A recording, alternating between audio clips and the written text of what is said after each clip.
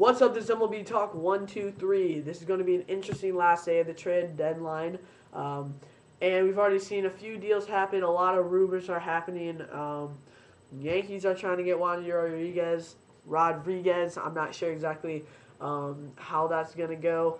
Um, Heath Bell still has not found a team yet. The latest on that is the Rangers are losing momentum. Rafael Vercal is now a Cardinal. Very excited about that. And this. The Braves have been searching for an outfield bat for a long time. They missed on Carlos Beltran. They missed on Hunter Pence. They need someone to just kind of put them over the top at this point in the outfield. They have great pitching, great young pitching, a very exciting team for now and the future. And I think if they make it to playoffs, they have a very good chance of getting farther, of course, than the NLDS with this team. With this addition, what it does is it sets up their team to have a pretty dynamic lineup. Yes, they have power. Yes, they have guys who have great averages. Dan Uggla is starting to hit. That will add a huge spark to this team. That's better than any player that you could find on the trade deadline at this point, to find the true Dan Uggla. And then you have Michael Bourn, center fielder for the Houston Astros, who leads the major leagues in steals on a team that has the worst record in the major leagues. So obviously, a guy like that is very attractive trade-wise. For GMs trying to find that leadoff hitter, good on-base percentage, and a guy who can steal a base or two, and then set himself up to score runs. And the Braves definitely have guys in their lineups who are RBI producers and can get this guy home once he gets on base. So this guy, Bourn, is batting .303.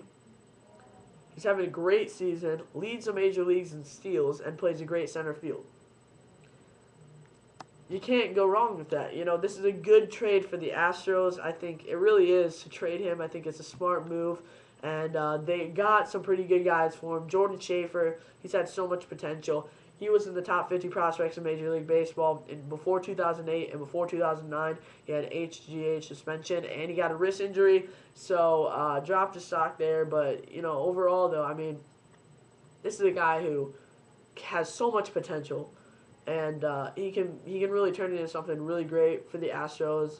I think we'll be hearing his name this year, maybe next year, the next year after that, as really being one of those core players for the Astros. So they got a guy who can fill in Major League-wise right now. And Schaefer's only 24. So, you know, they got a guy Major League ready who can fill in. He's only batting .230, .223 in the appearances he's had in the last few years in the Major Leagues. But still, this is a guy who, you know, maybe change of scenery will be good. And there's not much pressure on the Astros right now.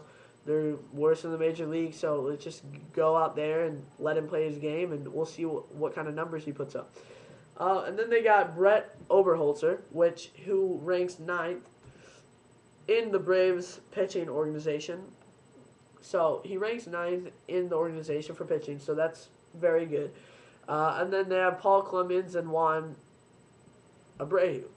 So let's talk about the prospects again. Oberholzer, he's ranked 9th in their prospect, and is seen to be probably around a 2 or 3 starter, probably a 3 starter. He doesn't have A stuff, but again, the main guy on the deal are Jordan Schaefer. But to get a guy like this who can be a solid number 3 starter, that's very good for the Astros too.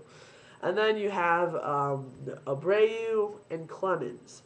Both of them have pretty big upside. They, you know, again, they're not going to be aces by any standard. They're not highly touted prospects, but they have big upside, and they both have really good fastballs. So the thing with those two, they've put up pretty good numbers in their minor league systems. They're good additions to the Astros. Again, the Astros really, they're going for high-risk reward players right at this point, I would see it as. And I think that's the only way they really could go. You can't trade players and you know, and not get anything out of them. You got to get high-risk reward players at this point for them when they're losing this badly. Or they could have gone the route where it's like Hunter Pence for one top prospect that you're pretty much almost Major League ready for sure thing that this guy's going to be a star. They could have done that too, but there's a lot of times where that's like a bust prospect bust there. But interesting what the Astros are doing here. They trade Michael Bourn. They trade Hunter Pence. Jordan Schaefer is now their center fielder. I think he's going to do very well for the Astros. And then they got some pitching prospects. So they're trying to bolster the farm system. It's definitely going to look better after all these trades are done. The Hunter Pence trade and now this. It's definitely looking a lot better, their farm system. And, once these guys start coming up and helping the Astros, they might be pretty good in a few years. So we'll see what other moves the Astros make. I would think that this would be probably the last one.